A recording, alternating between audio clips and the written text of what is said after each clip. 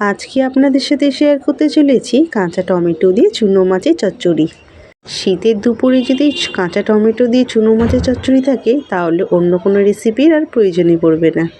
তো আমি ছোটো মাছগুলোকে ভালো করে ধুয়ে বেছে নুন হলুদ মাখিয়ে কড়াই তেল গরম করে ভালো করে লাল লাল করে ভেজে তুলে নেব। অন্যদিকে একটি পাত্রের মধ্যে কুচি করে কেটে রাখা টমেটো, লঙ্কা, আলু, পেঁয়াজ, স্বাদ মতো নুন, হলুদ, জিরে গুঁড়ো, ধনিয়া গুঁড়ো, লঙ্কা গুঁড়ো, গোলমরিচ গুঁড়ো আর গরম মশলা গুঁড়ো আর পরিমাণ মতন তেল দিয়ে ভালো করে ম্যারিনেট করব।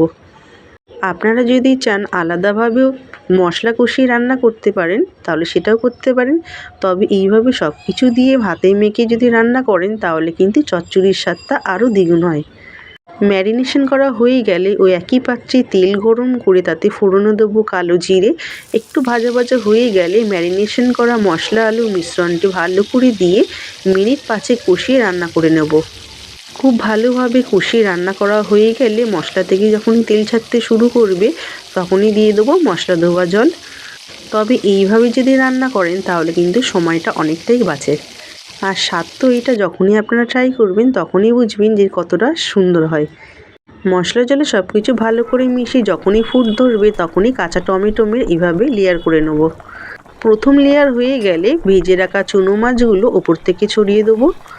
এরপর সেমভাবে কাঁচা টমেটো সেকেন্ড লেয়ারটাও করে নেব। আর এইভাবেই লেয়ার করলে কিন্তু প্রত্যেকের পাতেই পড়বে এবং খেতেও কিন্তু টক ঝালের ব্যালেন্সটাও বজায় থাকবে। আবারও আমি অবশিষ্ট চুনো মাছগুলো ওপর থেকে ছড়িয়ে দিলাম। এরপর থার্ড লেয়ারটাও করে নেব কাঁচা টমেটো দিয়ে।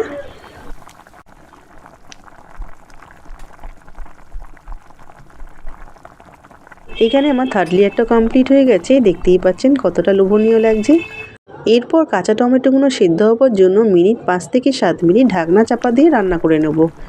ফিরে এলাম 5 থেকে 7 মিনিট পর। এখানে কিন্তু আমার টমেটো এবং আলুগুলো খুব ভালোভাবে সেদ্ধ হয়ে গেছে, তার মানে কিন্তু আমার রান্নাটা একেবারেই কমপ্লিট।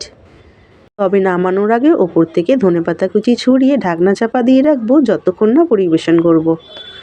রান্নাটা দেখে বুঝতেই পারছেন কতটা সিম্পল এবং এতটাই টেস্টি হয় যে আপনারা বাড়িতে ট্রাই না করলে বুঝতেই পারবেন না। আর এই চুনো মাছ কিন্তু কম বেশি সকলেরই পছন্দ। শীতের দুপুরে গরম ভাতের সাথে এরকম কাঁচা টমেটো দিয়ে চুনো মাছের টক ঝালের চচ্চড়ি কিন্তু থাকলে আর কোনো কথাই হবে না। এক থালা ভাত কিন্তু নিমেষেই শেষ করতে পারবেন।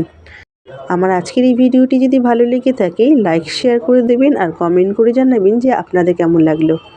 আমার এই চ্যানেলে নতুনত্ব ভিডিও পেতে চ্যানেলটি সাবস্ক্রাইব করে পাশে বেল আইকনটি প্রেস করে দেবেন যাতে সবার আগে নতুনত্ব ভিডিও আপনার কাছেই পৌঁছাতে পারে।